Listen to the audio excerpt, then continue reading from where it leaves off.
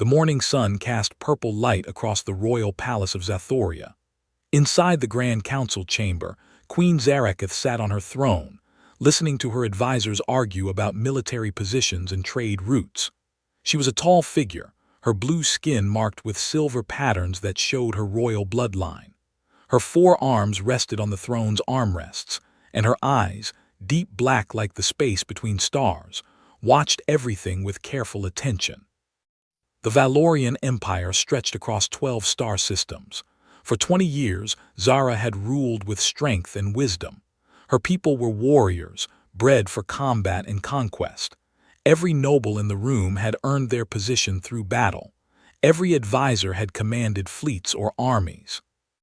Every person except one. Marcus Chen stood quietly near the back wall, his human form small compared to the towering Valorians. He wore simple clothes, not the military uniforms or ceremonial armor that filled the room. His dark hair was touched with gray at the temples, and his brown eyes were calm as he watched the proceedings. In his hands, he held a data pad showing garden irrigation schedules. "The border fleets need reinforcement," War Minister Cravan growled, his voice like grinding stone. He was the largest Valorian in the room, his body covered in scars from 100 battles. "The ZHKAR collective grows bold. They test our defenses weekly." "Then we respond with strength," another advisor said, slamming a fist on the table. "We show them Valorian steel." The discussion continued, voices rising. Marcus made a small note on his data pad about the orchids in the Eastern Garden. They needed more nutrients. He had noticed the leaves turning slightly yellow yesterday. Cravan's eyes fell on Marcus. A cruel smile crossed his face. "Perhaps we should ask the Queen's pet gardener for his military advice. Tell us, human, how would you defend the Empire? With flowers?" Laughter rippled through some of the younger nobles. Marcus looked up and smiled gently. "I think flowers need good soil, steady water, and patience, War Minister. Perhaps empires are not so different." "Patience?" Cravan spat. "Spoken like someone who has never held a weapon. Tell me, gardener, have you ever fought for anything in your life?" "That's enough," Zara said, her voice cutting through the chamber like a blade. The room fell silent. "Marcus is my husband and your prince consort. You will show respect." Cravan bowed stiffly, but his eyes held contempt.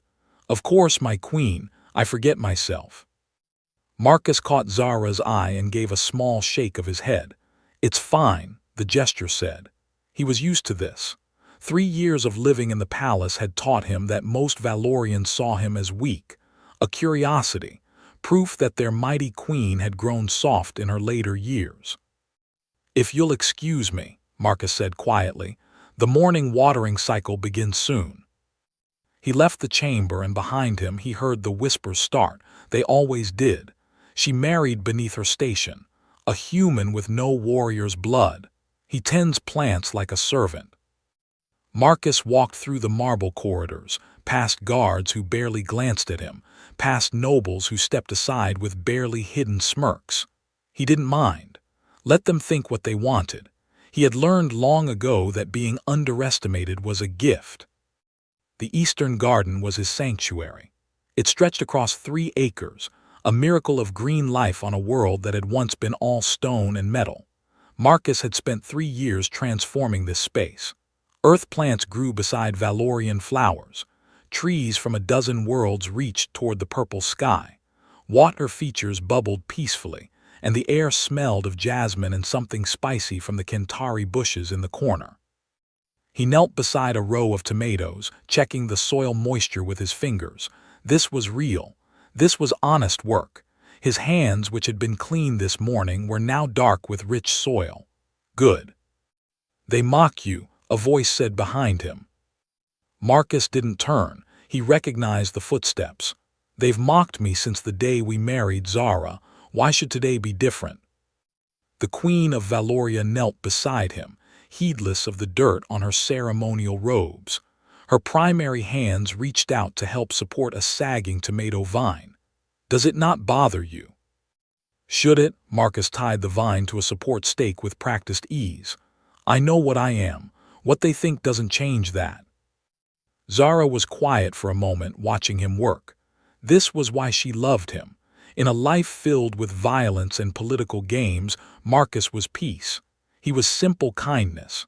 He asked for nothing except to be allowed to grow things and love her. Sometimes I wonder about your past, she said softly. You came to that agricultural colony 5 years ago, but from where? You never speak of it. Marcus smiled, but it didn't quite reach his eyes. I was a soldier once, a long time ago. Then I decided I wanted to grow things instead of destroy them. What kind of soldier? The kind who's glad to be a gardener now. He stood and offered her his hand, pulling her up. The past is past, Zara. I'm here now, with you. In this garden, that's all that matters. She studied his face, seeing the lines around his eyes, the small scar on his chin that he'd never explained. There were mysteries there, but in 3 years of marriage, she had learned not to push. Marcus would share when he was ready. I love you, she said simply. I love you too, he kissed her forehead, even if your war minister thinks I'm useless. You're not useless. I know, these tomatoes would die without me. He grinned at her and she laughed, the sound like bells. They spent the morning together in the garden, talking about small things. Marcus showed her a new species of flower he was cultivating, a hybrid between earth roses and Valorian fire blooms. The petals shifted from red to gold in the light. It's beautiful, Zara said. It's temperamental, Marcus corrected. It needs exactly the right amount of water, the right temperature, the right soil pH. Too much of anything, and it dies. Like an empire, Zara said thoughtfully. Marcus looked at her with surprise, then smiled. Maybe, I wouldn't know, I just grow flowers. They walked back to the palace for the afternoon meal. Guards stood at attention as the queen passed. They barely noticed Marcus walking beside her, carrying a basket of fresh vegetables from the garden. In the dining hall, nobles gathered for the state lunch. Marcus took his place beside Zara at the high table. Conversations washed over him. Talk of fleet movements, trade disputes, political marriages. He ate quietly, sometimes offering Zara a small comment that made her smile. Craven sat further down the table, drinking heavily. His voice carried. In my grandfather's time, the consort of a queen commanded armies. Now we have one who commands cucumbers. More laughter. Marcus continued eating his soup. Under the table, Zara's hand found his and squeezed. He squeezed back. It's fine, he tried to tell her. Let them laugh. But that night, alone in their chambers, Zara held him close. You shouldn't have to endure their disrespect. Marcus stroked her hair gently. I knew what I was getting into when I married you. A human gardener and the warrior queen of Valoria. We were always going to raise eyebrows. Sometimes I wish they could see you as I see you. And how's that? As the strongest man I've ever known. Marcus was quiet for a long moment.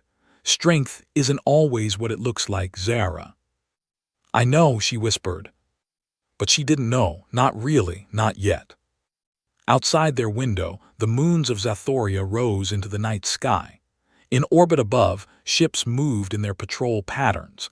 Everything seemed peaceful. Everything seemed safe. It wouldn't last. The alarm started at dawn. Marcus was in the eastern garden, checking the morning dew on the leaves, when the first explosion rattled the palace walls.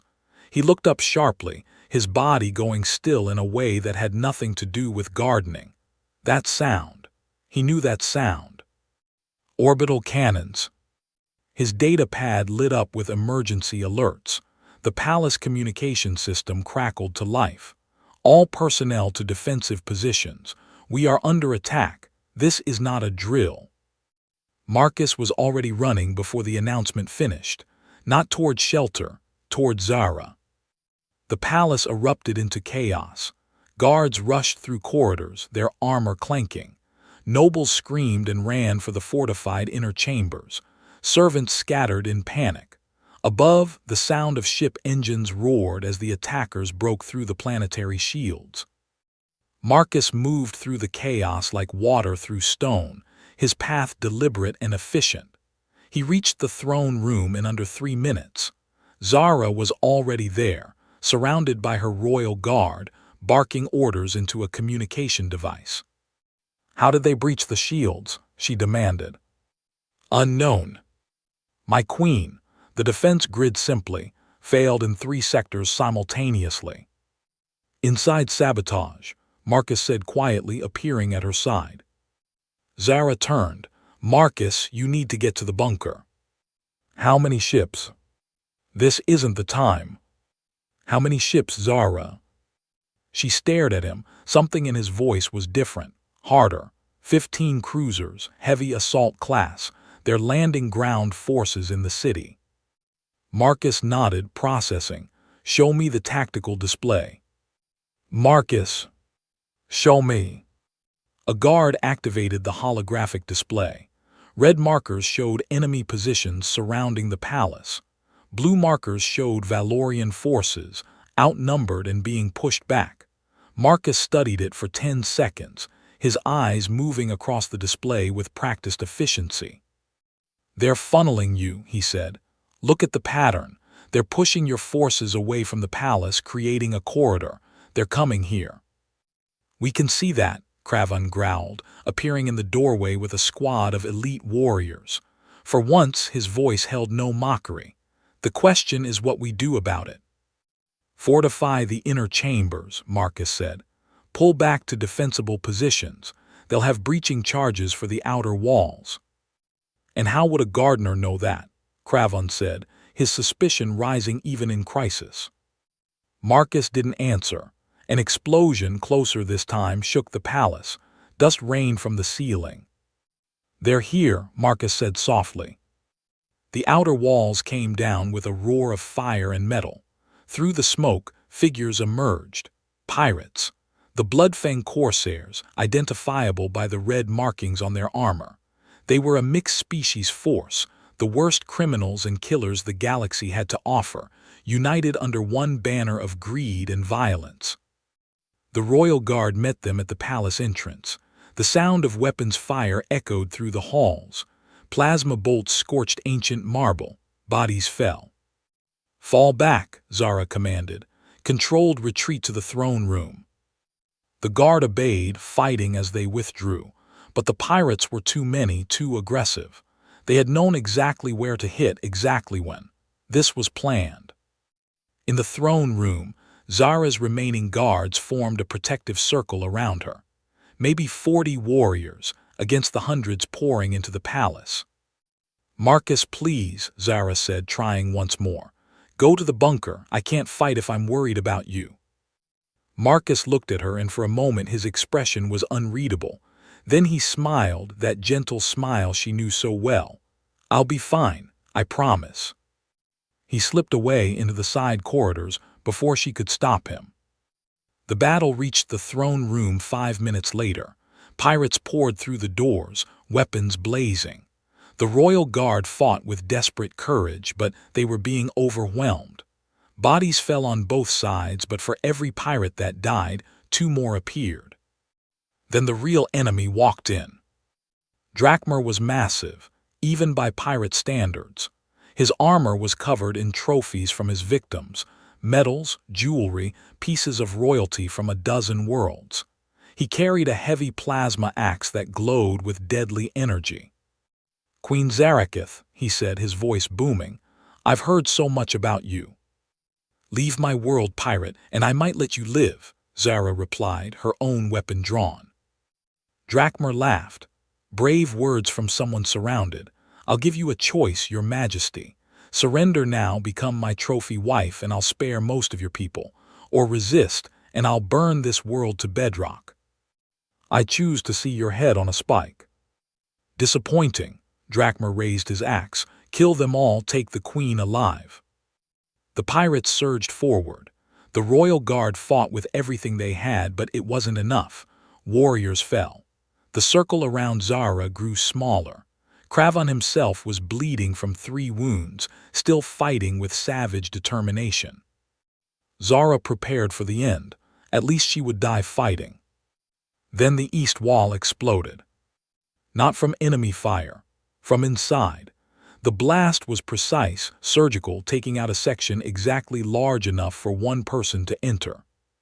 Through the smoke, a figure moved. Marcus stepped into the throne room, and he was different. He held a weapon Zara had never seen before, something human, black metal and deadly efficiency. His movements were no longer those of a gentle gardener. They were fluid, economical, precise. A pirate turned toward him, raising a weapon. Marcus moved. 3 shots so fast they sounded like one. The pirate dropped. 2 more pirates charged him. Marcus didn't retreat. He advanced. His movements were poetry and death. He ducked under the first swing, fired twice into vulnerable armor gaps. The second pirate got close enough to grab him. Marcus broke the grip with a technique that looked simple but clearly wasn't, redirected the pirate's momentum, and put 3 rounds through the back of his helmet. It took 8 seconds, 3 pirates dead. The room went silent for a heartbeat. Marcus walked forward, stepping over bodies with practiced ease.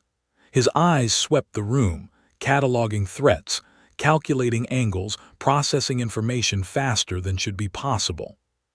"You," Drachmer breathed, his eyes wide with sudden recognition. "No, they said you were dead. They said the Reaper retired." Marcus said nothing. He just kept walking forward, weapon raised. "Retreat," Drachmer screamed. "Fall back now." The pirates, who moments ago had been pushing for victory, suddenly broke. They scrambled for the exits, climbing over each other in panic. Drachmer himself turned and ran, his bravado evaporating like morning dew.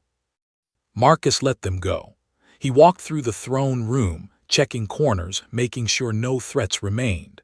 His movements were automatic, trained into his bones by thousands of hours of practice. When the room was secure, he lowered his weapon and turned to Zara. She was staring at him like she'd never seen him before. "Are you hurt?" Marcus asked, his voice back to its usual gentleness. "Who?" Zara's voice failed. She tried again. "Who are you?" Marcus looked at her for a long moment. Around them, the royal guard stared in shock. Cravan had dropped his weapon, his face pale with recognition and fear. "You never asked what I did before I became a gardener," Marcus said quietly. Outside, sirens wailed as Valorian security forces arrived to secure the palace. Ships overhead engaged the retreating pirate cruisers, but in the throne room, everything was still. Zara took a step toward him. "The Reaper, Drachmer called you the Reaper." Marcus nodded slowly. "That's a legend, a human ghost story, the soldier who couldn't be killed, who ended the border wars single-handedly, who—" She stopped, understanding crashing over her. "That's you." "It was me," Marcus corrected. "A long time ago." "How long ago?" 5 years. I retired 5 years ago, went to that agricultural colony to find peace, to grow things instead of destroying them." He looked at the weapon in his hands and his expression was pained. "I didn't lie to you, Zara, I didn't want to be that person anymore." Zara's 4 arms hung at her sides. Her mind was reeling, trying to reconcile the gentle man who grew tomatoes with the warrior who had just moved through trained killers like they were children. "You let them mock you," she said slowly. "All this time, you let them call you weak." "Because I am weak now," Marcus said. "That person Drachmer recognized. I buried him. I wanted him to stay buried." "You saved us." "I did what I had to do." Zara crossed the distance between them in 3 strides. She grabbed him, pulling him close. "You're trembling." "I know," Marcus whispered. "I hate this. I hate being him again." She held him tighter. Around them, the royal guard stood silent, witnessing their queen comfort a man they had dismissed as irrelevant, a man who had just demonstrated combat skills beyond anything they possessed. "We need to talk," Zara said finally. Marcus nodded against her shoulder. I know. The palace medical bay smelled of antiseptic and burned metal. Marcus sat on an examination table while a Valorian medic checked him for injuries. He had a few cuts, some bruising, but nothing serious. The medic worked in silence, stealing glances at him like he might explode at any moment. Zara watched from across the room, her arms folded, her expression unreadable. She hadn't said much since they left the throne room. Just ordered everyone to secure the palace and followed Marcus to medical. "You're clear," the medic said finally, stepping back quickly. "No serious damage." "Thank you," Marcus said softly. The medic practically ran from the room. Silence stretched between them. Outside, cleanup crews worked to repair the damaged palace. Security forces searched for saboteurs. The pirate ships had fled the system, leaving behind their dead and wounded. "Talk to me," Zara said finally. Marcus took a breath. "What do you want to know?" "Everything. Start at the beginning." He nodded slowly. "I joined the military when I was 18. Earth was at war with the krill back then. Insectoid species, very aggressive. They saw humans as prey. Someone had to fight them. And you were good at it." "I was efficient at it. There's a difference." Marcus stared at his hands. "I moved up through special operations, made a name for myself. By the time I was 25, I was leading deep strike teams. The kind of missions nobody talks about. The kind where you go places that don't officially exist and solve problems that officially never happened." Zara listened, her eyes never leaving his face. "They called me the Reaper because I always completed the mission, always came back. Lost a lot of teammates over the years, but I always survived." His voice dropped. "Started to seem unfair, everyone around me dying while I lived." "How many missions?" "Classified, but hundreds, over 15 years. Marcus looked up at her. "I fought in the border wars, helped end the Synthid uprising, was present at the Krill incursion final battle. Every major conflict humanity faced, I was there somewhere, usually behind enemy lines doing things that would give people nightmares." "How many did you kill?" Marcus was quiet for a long moment. "I don't know the exact number. Thousands probably, maybe more." Zara absorbed this. Her gentle husband who worried about plants and smiled at children. Thousands. "What made you stop?" "A mission went wrong 12 years into my career. We were supposed to extract a political prisoner from a krill station. Intelligence was bad. We walked into an ambush." His hands clenched. "My whole team, 8 people, best soldiers I ever worked with, dead in 15 minutes. "But you survived." "I survived. I always survived." The bitterness in his voice was sharp. "I completed the mission, got the prisoner out, killed everyone in that station. Then I went back to command and resigned." "They let you go." Marcus laughed, but there was no humor in it. "No, they tried to stop me. I had too much value, too many skills, but I was done. I told them either I walk away or I eat my gun. They let me walk." He stood and moved to the window, looking out at the damaged gardens below. "I spent a year in therapy, trying to figure out who I was when I wasn't killing people. Then I found a job at an agricultural colony. Middle of nowhere, just me and plants. No weapons, no missions, no death. And then you met me." "And then I met you." He turned to face her. "You were on a diplomatic visit. You came to tour the gardens. You seemed so tired, so weary, all that responsibility on your shoulders. We talked about flowers for 2 hours. You laughed at my jokes. For those 2 hours you weren't a queen, you were just Zara. And you weren't the Reaper. I was Marcus the gardener. That's who I wanted to be. That's who I still want to be." Zara moved to stand beside him at the window.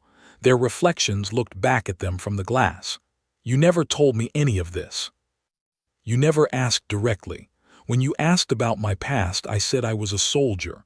That wasn't a lie. I just didn't elaborate. You let me think you were weak." "I am weak," Marcus said firmly. "The Reaper was strong. The Reaper could kill 100 people without blinking. The Reaper never hesitated, never doubted. But Marcus is afraid of hurting people. Marcus has nightmares about the things he's done. Marcus just wants to grow tomatoes and love his wife. That's weakness in your world.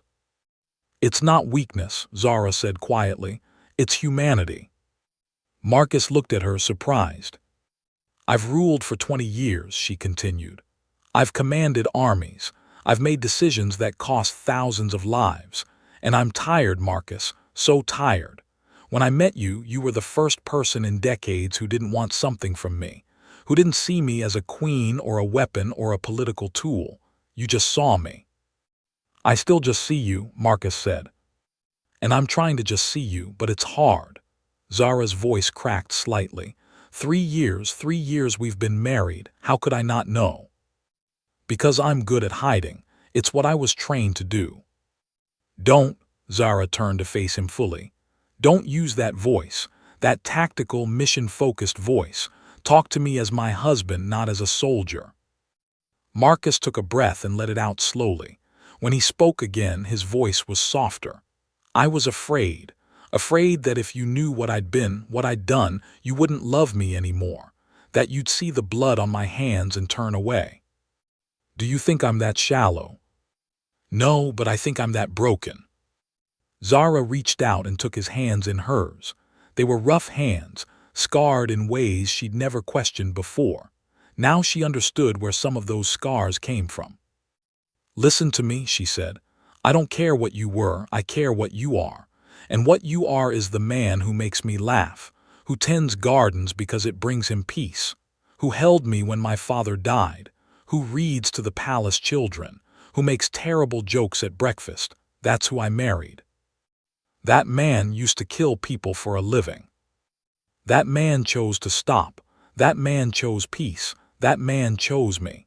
Zara squeezed his hands. Choice matters, Marcus. You could have kept being the Reaper. You chose to be a gardener instead. Today, I had to be the Reaper again. To save lives, including mine. Marcus nodded slowly.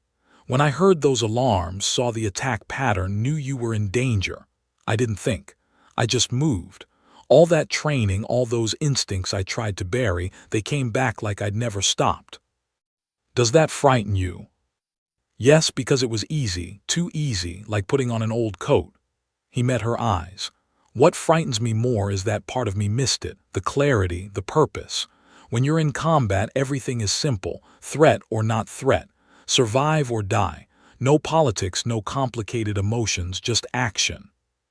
But you don't want that life. No, God, no. I want my gardens. I want lazy mornings and your terrible singing in the bath. I want to be bored by council meetings and argue about which curtains to put in the dining room. I want normal. Zara smiled despite everything. My singing isn't terrible. It's pretty bad. This from a man who can't dance. I can dance, I just choose not to. They stood together, the tension easing slightly. Outside, the sun was setting, painting the sky in shades of orange and purple. What happens now? Marcus asked. Now the galaxy knows the Reaper is alive, and married to me, Zara sighed. That will have consequences. I know. Drakmer will tell people, other enemies will know, some will be frightened, others will see it as a challenge. I'm sorry. Don't apologize for saving us. Zara turned him to face her fully. But I need to know something. Can you go back to being just a gardener, or is that person gone now? Marcus thought about it carefully. I don't know. Today proved that the Reaper isn't as buried as I thought, but I don't want to be him. I'll fight if I have to protect you and this world. But I won't go looking for fights. I won't become that person again. Promise me. I promise. I'm your husband first. Everything else is secondary. Zara pulled him close, holding him tight. I love you, past, present, all of it. We'll figure this out together. Together, Marcus agreed. But even as they held each other, both knew the truth. The secret was out. The peaceful life Marcus had built was cracking, and somewhere in the darkness of space, Their enemies were learning that the warrior queen of Valoria had married the deadliest human in the galaxy. That night Marcus returned to their chambers and found his old military footlocker in the back of the closet. He hadn't opened it in 5 years. Inside were things he'd hoped never to touch again. Weapons, equipment, mission reports sealed in encrypted files. At the bottom, under everything else, was a photograph. 8 people in combat gear smiling at the camera. His team, the one he'd lost. Marcus stared at the photo for a long time. "I'm sorry," he whispered to the faces. "I'm sorry I survived. I'm sorry I tried to forget. I'm sorry I have to remember now." He closed the footlocker and pushed it back into the closet, but he didn't lock it this time.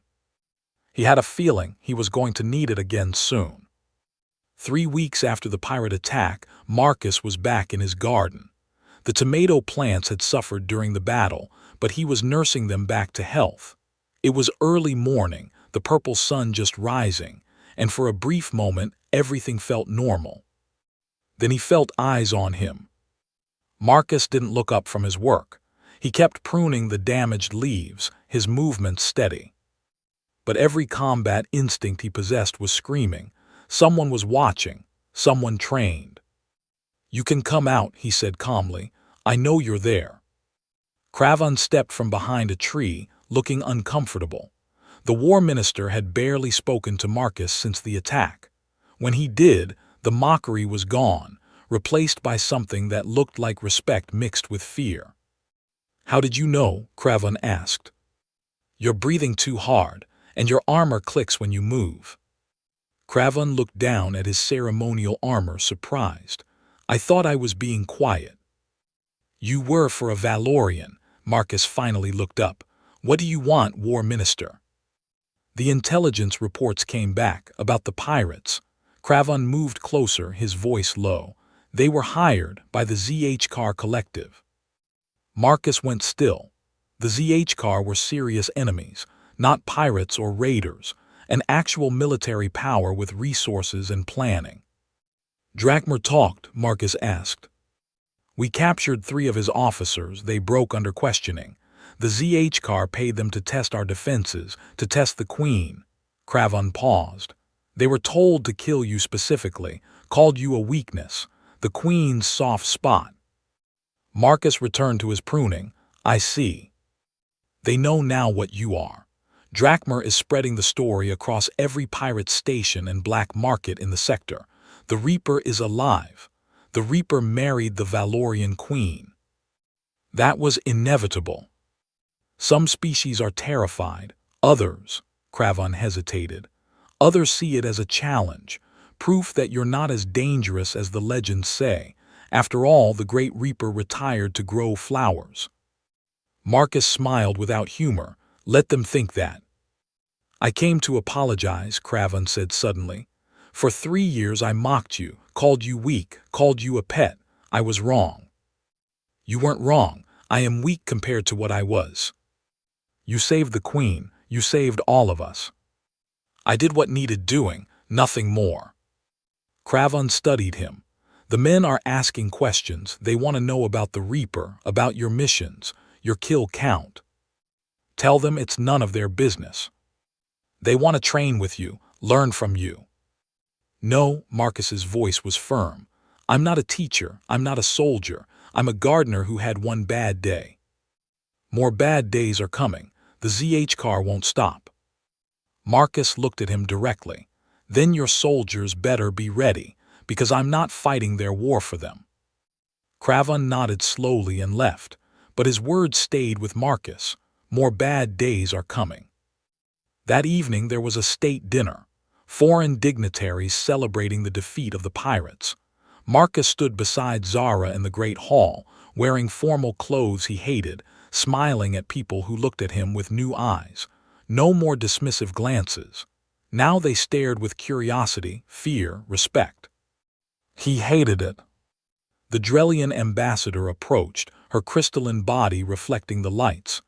"Prince Consort Marcus, I must say, your reputation precedes you now. The Reaper, how exciting." "I prefer to talk about gardens, ambassador." Of course, but you must have such stories. The border wars alone. Excuse me, Marcus said politely, extracting himself from the conversation.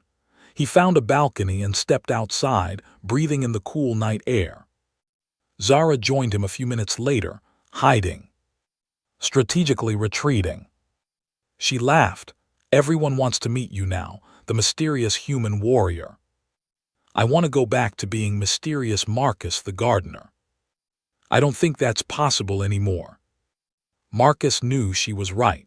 The dinner continued behind them, but out here, it was just the two of them and the stars. I've been thinking, Zara said, about what happens next. The ZH car won't stop with one failed attack. No, they'll probe, test, learn our weaknesses. Which means we need to be ready. Marcus looked at her. What are you asking, Zara? I'm not asking anything, I'm just thinking out loud. But her eyes said differently. They were interrupted by an urgent message. One of the royal guards approached, his face pale. My queen, we have a situation. 3 bodies found in the servant quarters. How did they die? Zora asked sharply.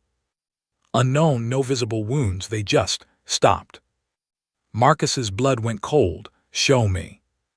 The bodies were in a storage room, 3 servants who'd been preparing for the dinner. Marcus knelt beside them, studying everything carefully. No marks, no signs of struggle, but their faces were frozen in expressions of terror. Poison? Zara asked. No. Marcus examined one woman's neck, finding the tiniest puncture mark. Void wraiths. The guards around them tensed. Void wraiths were the ZH car's elite assassins, enhanced warriors with cloaking technology and neurotoxin injectors, almost impossible to detect, incredibly deadly. Here in the palace, Craven had arrived, his weapon drawn. How? They've been here for days, probably, studying patterns, learning routines. Marcus stood, his mind racing through possibilities. They killed the servants to take their uniforms, which means they're still here, probably 3 of them. We need to evacuate the state dinner, Zara said. No, Marcus said sharply. That's what they want, chaos. In confusion they strike. Then what do we do? Marcus closed his eyes, thinking. Void wraiths were good, maybe the best assassins in the galaxy, but he'd fought them before during the border wars. He knew their tactics. They'll go for you during the dinner. Maximum witnesses, maximum political impact. They'll strike from 3 directions simultaneously, using the crowd as cover. You can't know that. It's what I would do. Zara stared at him. This was the Reaper talking now, not Marcus the gardener. Cold, calculating, thinking like a killer. We go back to the dinner, Marcus said. We act normal, but I need you to trust me. I trust you. Stay close to me. When it happens, drop flat, don't try to fight, just drop. They returned to the dinner. Marcus scanned the room, looking for anything out of place. A servant moving wrong. A guard standing in a non-standard position. Anything. There, a waiter near the north entrance, his movements just slightly off. Too fluid, too controlled. There, a guard near the south door, standing 1 foot differently than regulation stance. There, a servant by the kitchen entrance, carrying a tray but not looking at it. 3 positions, perfect triangulation on where Zara would be standing. Marcus positioned himself slightly behind Zara, his body relaxed but ready. He made small talk with a nearby noble, appearing calm while his mind calculated distances and angles. The Drellian ambassador was mid-sentence when Marcus felt the shift in the air. That subtle change in pressure that meant cloaking technology had just activated. Zara down. He shoved her to the ground and moved. His hand went to a serving fork on the nearby table, throwing it in one smooth motion. The fork flew toward seemingly empty air and struck something solid. Sparks erupted as the cloaking field disrupted, revealing a void wraith in mid-strike. The second assassin appeared behind him. Marcus spun, catching the wraith's knife hand and redirecting it. The neurotoxin injector stabbed into the wraith's own leg. The assassin fell, paralyzed by his own weapon. The third wraith was good. He adjusted, going for Zara on the ground. But Marcus was already there, his movements faster than should be possible. He caught the wraith's wrist, broke it with an efficient twist, and put the assassin into the marble floor hard enough to crack the stone. The entire fight took 6 seconds. The hall erupted into chaos. Guards rushed forward.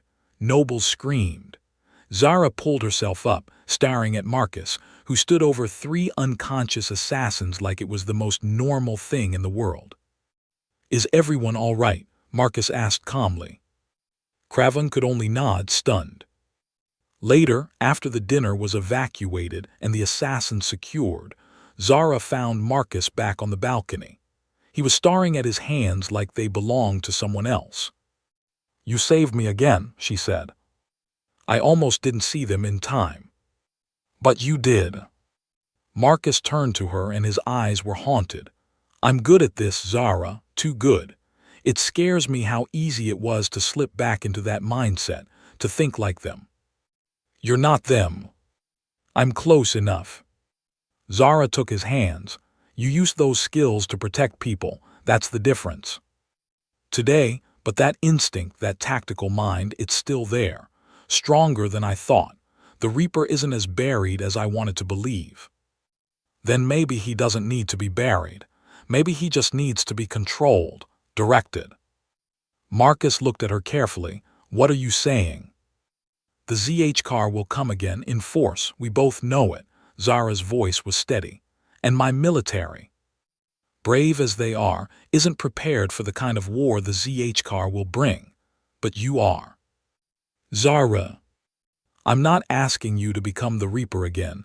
I'm asking you to teach, to share what you know, to help prepare my people for what's coming." She squeezed his hands.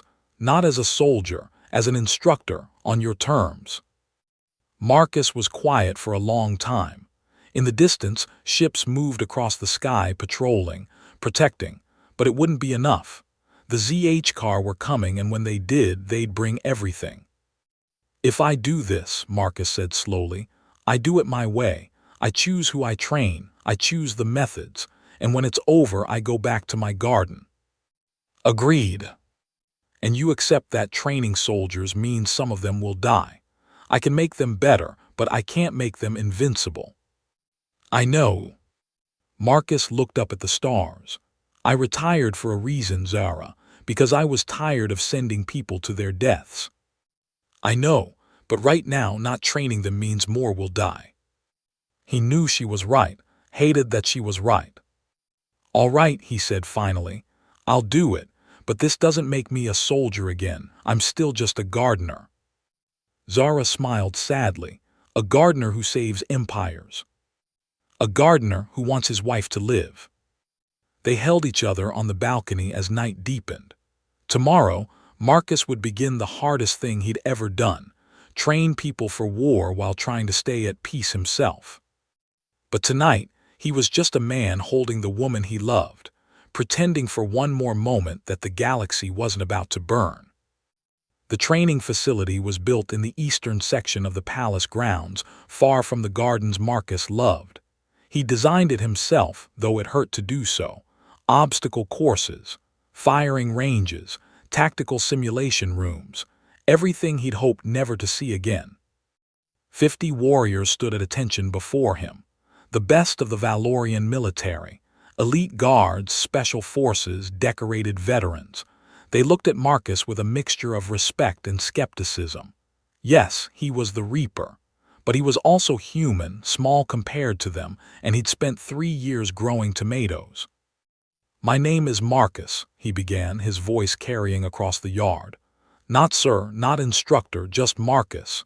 You're here because your queen thinks I can teach you something. Maybe I can, maybe I can't. But for the next 6 weeks you belong to me. Anyone who can't handle that, leave now." No one moved. "Good, first lesson. Forget everything you know about honor in combat." That got their attention. Valorian culture prized face-to-face combat, honorable duels, standing your ground. Honor is beautiful, Marcus continued. Honor is poetic. Honor will also get you killed. The ZHCar don't care about honor, they care about winning, so we're going to learn to fight like them. Dirty, efficient, whatever it takes to survive and complete the mission. A warrior in the front row spoke up. We are not cowards who hide in shadows. You're right, you're not, which is why you'll die when the ZHCar come. Marcus's voice was harsh. They will hide, they will ambush, they will use every dirty trick in existence, and you'll be standing there with your honor while they put a knife in your back. Then we are no better than them, another warrior said. Marcus smiled without warmth. Exactly. In war there are no good guys, only survivors and corpses. Which do you want to be? The training was brutal. Marcus pushed them harder than they'd ever been pushed. He taught them asymmetric warfare, guerrilla tactics, psychological operations, how to move silently, how to kill quickly, how to use the terrain, the shadows, everything as a weapon. He taught them that fair fights were for idiots. The warriors hated it at first. It went against everything they believed. But slowly, they began to understand, began to see how human combat doctrine, forged in hundreds of desperate conflicts, offered advantages their honor-based training didn't. Zara watched sometimes from a distance. She saw Marcus move through the warriors like a ghost, correcting stances, demonstrating techniques, pushing them beyond their limits. She saw the hard edge in his eyes, the tactical mind working constantly. She also saw how he looked at the end of each day, exhausted and hollow. At night, he would return to their chambers and stand in the shower for long periods, as if trying to wash something away that soap couldn't touch. "How is it going?" she asked one evening. "They're learning, some faster than others." "I meant how are you?" Marcus was quiet. "Every technique I teach them is something I used to kill people. Every tactic is built on someone's death. I'm giving them tools of murder and calling it protection." "It is protection." "Maybe, but it doesn't feel like it." 4 weeks into training, the intelligence reports changed everything. The ZHCar were coming, not probing attacks, not assassins.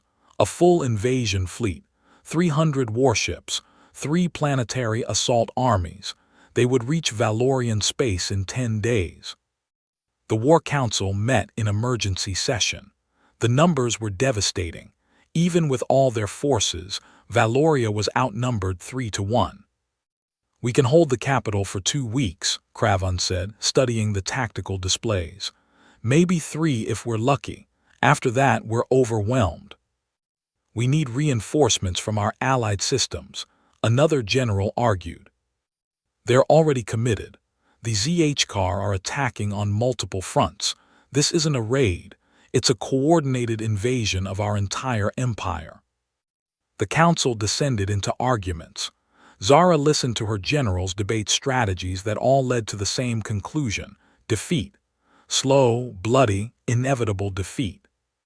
Marcus stood in the corner saying nothing, but his eyes tracked the tactical displays, his mind processing information. "What about a preemptive strike?" someone suggested. "Hit their fleet before they reach us." "With what?" Cravan gestured at the displays. "They have 3 times our ships. We'd be slaughtered in open space combat." "Then we're already dead," the general said flatly. "No," Marcus's quiet voice cut through the argument. Everyone turned to look at him. "You're not dead, you're just thinking about this wrong."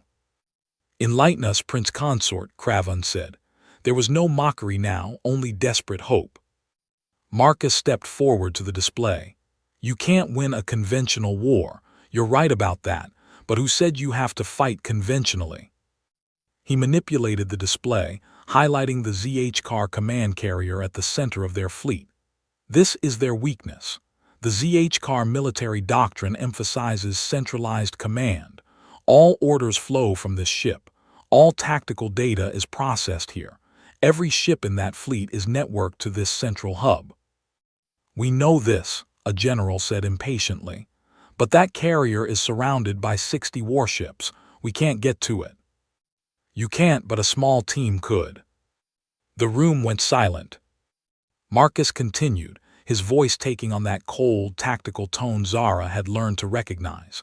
A stealth insertion during their final approach. 10 people, maybe 12. Get aboard the carrier, eliminate their command staff, and introduce a virus into their network. Chaos ripples through the entire fleet. Ships lose coordination. Smaller groups break formation. Then your conventional forces hit them while they're confused. That's suicide, someone said. Probably, Marcus agreed, but it's the only chance you have. Craven leaned forward. Could it work? I've done it before. Different enemy but same principle. Cut off the head, the body dies. You would lead this mission. Marcus hesitated. This was it. The moment he'd been dreading. He could say no. Let someone else do it. Go back to his gardens and watch the empire fall around him. Or he could be the Reaper one more time. He looked at Zara. She wasn't saying anything, but her eyes pleaded with him, not for the empire, for their life together. Yes, Marcus said quietly, I'll lead it. The room erupted in discussion. Who would go? What equipment? What timeline? Marcus answered questions mechanically, his mind already planning the mission down to the smallest detail. Later, in their private chambers, Zara finally let herself show emotion. You don't have to do this. Yes, I do. Send someone else, train someone else to lead it. In 10 days, no one else has the experience, no one else has done something this insane and survived. Marcus took her hands. It's what I'm good at, Zara, what I've always been good at. I don't care about good, I care about you coming back. I'll come back. You can't promise that. You're right, I can't. Marcus pulled her close. But I can promise I'll do everything possible to make it happen, because I have a garden to get back to, and a wife who apparently can't sing. My singing is fine, she said, her voice breaking. It's really not. She hit him lightly, then held him tighter. I love you. I love you too. The 10 days passed too quickly. Marcus selected his team, the 12 best students from his training program, young, skilled, and willing to die for their queen. He drilled them constantly on the mission profile, every step, every contingency, every possible failure point. On the final day, Zara found him in the garden one last time. He was checking on his tomato plants, making notes about their care. Instructions for while I'm gone, he explained. They need water every 2 days, not too much. The orchids need misting and the Kentari bushes need their soil pH balanced. Marcus. I'm coming back, Zara, but just in case, someone needs to know how to care for them. I don't care about the plants. I know, but I do. He stood and faced her. They're proof that I can create something instead of destroying. They matter. Zara pulled him into a kiss, deep and desperate. When they broke apart, both had tears in their eyes. Come back to me, she whispered. Always. The mission launched at midnight. A stealth ship, barely large enough for 13 people and their equipment. They flew through HFY space for 18 hours, dodging patrols, using every trick Marcus knew to stay invisible. The command carrier loomed ahead, a massive ship surrounded by escorts. Getting aboard required timing measured in seconds. One mistake and they'd be vaporized. Marcus breathed slowly, centering himself. This was it, the Reaper one last time. On my mark, he said into his comm. 3, 2, 1, go. They breached the hull using cutting charges, exactly where Marcus had calculated the sensors would be blind. Inside, they moved like shadows. Guards died silently. Security systems were bypassed. The team worked with mechanical precision, everything Marcus had taught them coming together. They reached the command deck. The HFY High Commander stood before tactical displays, directing the invasion. He turned as the doors exploded inward. Impossible, he said, seeing Marcus. You're just a gardener now, just a washed-up killer playing in the dirt." Marcus raised his weapon. "I'm a gardener, but if you threaten my garden, I pull the weeds." The firefight was brief and brutal. The ZH-Car command staff fell. Marcus uploaded the virus into their systems personally, watching it spread through the fleet's network like poison through veins. "Virus active," he reported. "Pull back, mission complete." They fought their way back to the insertion point. 5 of the team didn't make it. Marcus felt each loss like a knife to the gut. His students, his responsibility. But they completed the mission. Outside, the ZH-Car fleet descended into chaos. Ships broke formation. Communication networks failed. The centralized command structure collapsed, leaving individual captains confused and isolated. The Valorian fleet struck like a hammer. Without coordination, the superior ZH-Car numbers meant nothing. Ship after ship fell. The invasion collapsed into a rout. Marcus and his team were extracted just as the command carrier exploded. Back on the stealth ship, covered in blood and exhausted beyond measure, Marcus allowed himself one moment of weakness. He put his head in his hands and shook. "Sir," one of his students asked, "we won." "7 people dead," Marcus said. "That's not winning, that's just surviving." 3 days later, the ZH-Car formally surrendered. The threat was over. The Empire was saved. Marcus stood in his garden, staring at the tomato plants that had been cared for in his absence. Someone had done a good job. The leaves were healthy, the soil perfect. Zara found him there, as she'd known she would. She didn't say anything, just held him from behind, resting her head against his back. "It's over," she said finally. "Is it?" "The ZH-Car have sued for peace. The Council wants to make you war prince, give you command of all military forces." "Tell them no." "I did. I told them you're a gardener." Marcus turned in her arms. He looked older, she thought. The weight of the mission had aged him in ways that showed beyond his face. "I'm done," he said. "That was the last time. No more missions, no more war. I'm staying here in this garden for the rest of my life. I won't ask you to do anything else, I promise." They stood together among the plants, 2 people who had seen too much violence finding peace in growing things. The palace guards had a new respect for the prince consort. The nobility no longer mocked him. Children of the palace listened to his stories with wide eyes. Visiting dignitaries spoke to him with careful courtesy, aware of who he really was. But Marcus ignored all of it. He tended his garden. He taught palace children about plants. He made terrible jokes at breakfast that made Zara laugh. He was, in every way that mattered, exactly who he'd always wanted to be.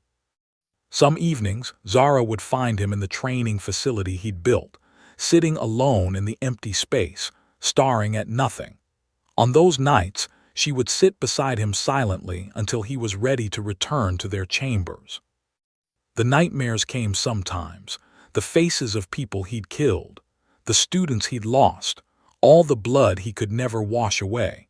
But Zara held him through those nights, reminding him that he was more than his past. 6 months after the war ended, an official document arrived from the ZH-Car, a formal request for peace talks. They asked specifically that Prince Consort Marcus Chen attend as proof of Valorian good faith. Marcus read the request and smiled without humor. "They're terrified I'll come out of retirement." "Will you go?" Zara asked. "Yes, but only to tell them the same thing I told you. I'm a gardener. I'm done with war." At the peace conference, Marcus sat beside Zara, wearing formal clothes and looking completely out of place among military officers and political leaders. The ZH-Car delegation stared at him with barely concealed fear. "Prince Consort," their lead negotiator said carefully, "your reputation precedes you." "I grow tomatoes," Marcus replied, "and orchids, the orchids are temperamental." The negotiator blinked, unsure if this was some kind of threat. "Yes, of course. We wanted to assure you that the ZH-Car collective seeks only peace." Good peace is better than war.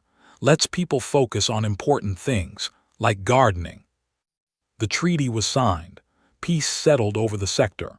The ZH kept their distance from Valorian space, and the empire prospered. And in the gardens of the royal palace, Marcus Chen tended his plants.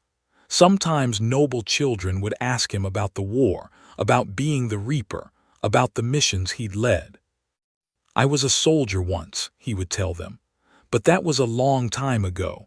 Now I'm a gardener, which is much better because gardens don't shoot back. But you saved the empire, they would insist. I did what needed doing. Then I came back to what I love. That's the important part, not the fighting, the coming back. Zara would watch these exchanges from a distance, her heart full. She ruled an empire of warriors, but she'd married a gardener, a man who had been the galaxy's deadliest killer and chose to grow flowers instead. That choice, she thought, was the bravest thing she'd ever witnessed. On clear evenings, they would sit together in the garden as the sun set, talking about nothing important: council politics, new plant species, the terrible curtain someone had suggested for the dining room. I love you, Marcus would say. Even though I'm a terrible singer, Zara would tease. Especially because of that. And in those moments, the Reaper was truly dead. Not buried, not sleeping, but transformed. The hands that had dealt death across a dozen worlds now nurtured life. The mind that had calculated 1,000 ways to kill now planned irrigation schedules. Marcus had been a soldier. He had been a killer. He had been the thing that nightmares feared. But now he was a gardener married to a queen. And that, he thought as he held Zara close beneath the stars, was exactly who he wanted to be. The galaxy might remember the legend, but Zara knew the man. And the man was finally at peace.